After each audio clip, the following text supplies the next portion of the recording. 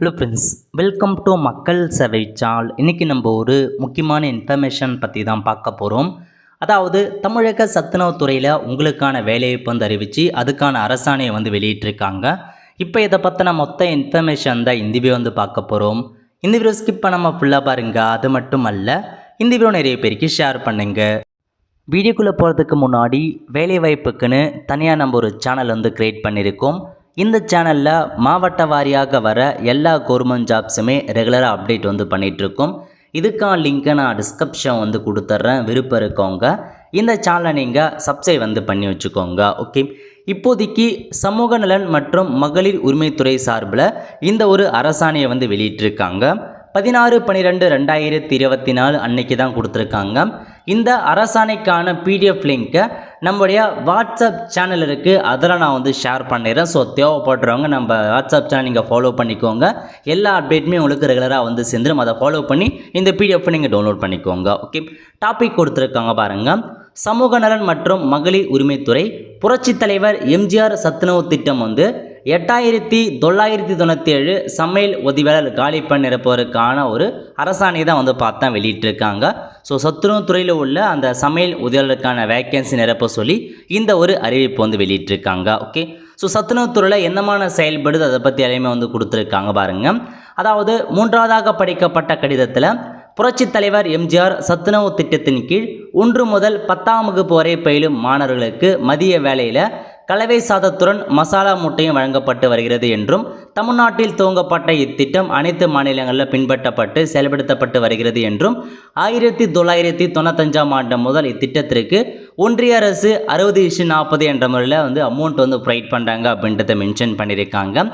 இத்திட்ட செயலாக்கத்திற்கான சமையல் உதவியாளர் பணியிடங்களுக்கு ஒரு ஆண்டிற்கு 10 மாதங்களுக்கு மட்டும் ரூபாய் 1000 ஒன்றிய அரசின் பங்காக ரூபாய் 600 வீதம் ஒன்றிய அரசால் நிதி ஒதுக்கீடு செய்யப்படுகிறது என்றும், தமிழ்நாட்டில் மொத்தமாக வந்து 43,134 சத்துணவு மையங்களில் ஒரு சத்துணவு மையத்திற்கு ஒரு அமைப்பாளர், சமையலர் மற்றும் சமையலர் உதவியாளர் என 3 பணியிடங்கள் தோற்றுவிக்கப்பட்டு சத்துணவு பணியாளர்கள் கீழ்கண்டவாறு உங்களுக்கு ஊதியம் வழங்கணும்னு சொல்லியிருக்காங்க. அதாவது இப்போ ஒரு சத்துணவு மையம் இருக்குன்னா அதில் வந்து அமைப்பாளர் இருப்பாங்க, சமையலர் இருப்பாங்க, சமையல் உதவியாளர் மொத்தமாக 3 பேர் வந்து இருப்பாங்க. அவங்களுக்கான சேலரி பற்றி கொடுத்துருக்காங்க பாருங்கள். அமைப்பாளருக்கு 7,700 ரூபாயிலேருந்து 24,200 வரைக்கும் சேலரி வந்து ப்ரொவைட் பண்ணுவாங்க.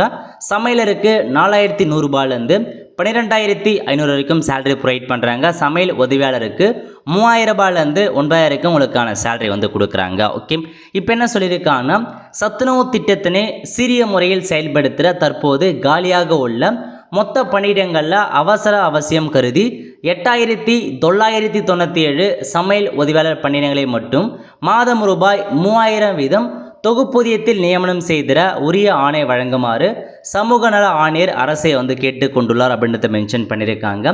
சமூக நல ஆணையரின் கருத்துருவு அரசளவில் கவனத்துடன் பரிசீலனை செய்யப்பட்டது. அதன் அடிப்படையில் புரட்சித் தலைவர் எம்ஜிஆர் சத்துணவு திட்டம் தொய்வின்றி நன்முறையில் செயல்பட இத்திட்டத்தில் ஏற்பட்டுள்ள காலி பணியிடங்கள் 8,997 சமையல் உதவியாளர் பணியிடங்களை மட்டும் ரூபாய் 3,000 என்ற தொகுப்பூதிய அடிப்படையில் நவம்பர் 2024 முதல் பிப்ரவரி 2025 வரையிலான 4 மாதங்களுக்கான தொகை வந்து எவ்வளோ ஆகும்? ரூபாய் 10,79,64,000 ஆகும் அப்படின்றத மென்ஷன் பண்ணியிருக்காங்க.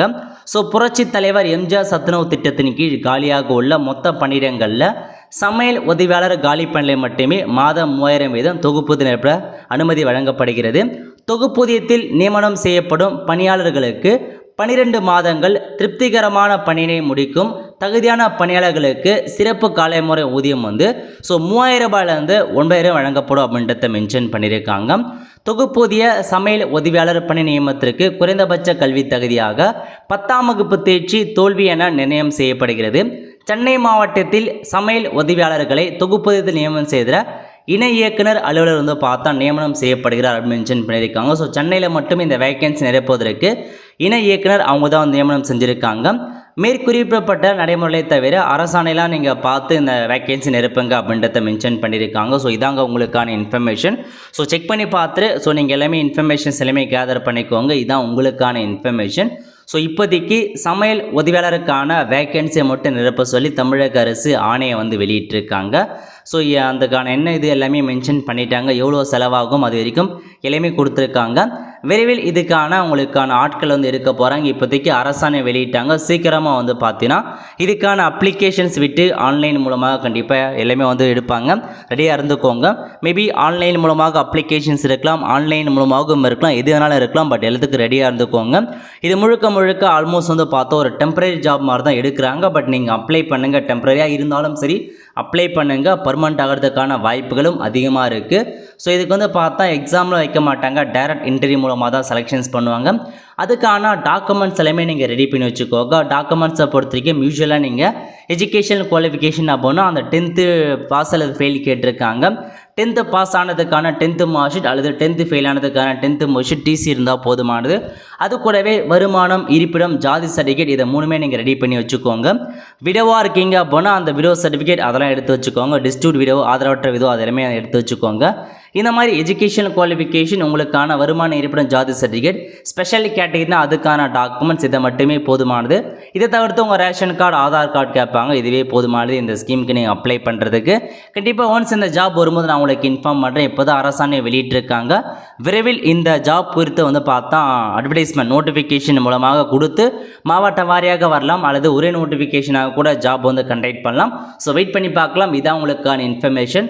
ஸோ 3 வகையான போஸ்டிங்கில் ஒரு பதவிக்கு மட்டும் இப்போதைக்கு ஆட்கள் வந்து எடுக்கிறாங்க. சமையல் உதவியாளர், இன்னும் வந்து பார்த்தா சமையலர் பதவி இருக்குது, அமைப்பாளர் பதவிகள் இருக்குது. அது எப்போ எடுக்க போகிறான்னு தெரியவில்லை. பட் ஆல்மோஸ்ட் இப்போ இந்த பதவியாச்சும் எடுத்தாங்களே அப்படின்னு நம்ம சந்தோஷப்படலாம். ஏன்னா ரொம்ப பல வருஷம் கழித்து திரும்ப இந்த சத்துணவுத்துறையில் வேலையை இப்போ வந்து எடுத்திருக்காங்க. எல்லாரையுமே வந்து பார்த்தா கேட்டு இருந்தீங்க எப்போ வரும் மாதிரி அந்த வகையில் இப்போதைக்கு அப்டேட்டை கொடுத்துட்டாங்க. ஸோ நம்ம சேனலை நீங்கள் சப்ஸ்கிரைப் பண்ணி வச்சுக்கோங்க, பெல் ஐக்கானை கிளிக் பண்ணி வச்சுக்கோங்க. அப்போ தான் இந்த மாதிரி நான் போடக்கூடிய எல்லா ஜாப் அப்டேட்டுமே, நார்மல் அப்டேட் எல்லாமே உங்களுக்கு வந்து சேரும். ஸோ மறக்காமல் இந்த வீடியோ நிறைய பேருக்கு வந்து ஷேர் பண்ணுங்கள். அப்போ தான் அவங்களுக்கும் இந்த இன்ஃபர்மேஷன் பற்றி தெரிய வரும். நல்ல ஒரு ஜாப் ஆப்பர்ச்சுனிட்டி மிஸ் பண்ணாதீங்க. 10th பாஸ் ஃபெயில் ஆனவங்க அப்ளை பண்ணிக்கலாம். ஸோ உங்களுக்கு 3000 ரூபாய் சேலரி வந்து ப்ரொவைட் பண்ணுறாங்க. உங்களுக்கு வேலை வந்து பார்த்தா பார்ட் டைம் தான், ஒரு 3 hours மட்டும் தான் உங்களுக்கான வேலை வந்து இருக்க போது. ஒரு 9:45 போனீங்க அப்படின்னா ஒரு 12:30 மணிக்கெலாம் நீங்கள் வீட்டுக்கு வந்தலாம். அந்த மாதிரி தான் உங்களுக்கான வேலை இருக்கும். ஸோ உதவியாளரை பொறுத்த வரைக்கும் நீங்கள் ஜஸ்ட் வந்து அந்த காய்கறி வெட்டுறது அந்த மாதிரி ஜாப் தான் வந்து பண்ண போகிறீங்க. எக்ஸ்ட்ராவாக உங்களுக்கு எந்த வேலையுமே இருக்காது. பாத்திரம் கழுவுறது அந்த மாதிரி ஸ்கூலில் தான் வேலை கொடுப்பாங்க. ஸோ வெயிட் பண்ணி பார்க்கலாம். இதான் உங்களுக்கான மொத்த இன்ஃபர்மேஷன். அஃபிஷியல் நோட்டிஃபிகேஷனில் இந்த ஜாப் பொறுத்து ஃபுல் இன்ஃபர்மேஷன் டீட்டெயிலாக வந்து தெரிவிச்சிருப்பாங்க. கல்வி தகுதி, எஜுகேஷன், வயது வரம்பாகட்டும் எல்லாமே கொடுத்துருப்பாங்க. ஸோ வர சொல்ல நான் உங்களுக்கு இன்ஃபார்ம் பண்ணுறேன். இப்போதைக்கு அரசாணையில் கொடுத்துருக்க மொத்த இன்ஃபர்மேஷன்ஸ் இதுதான்.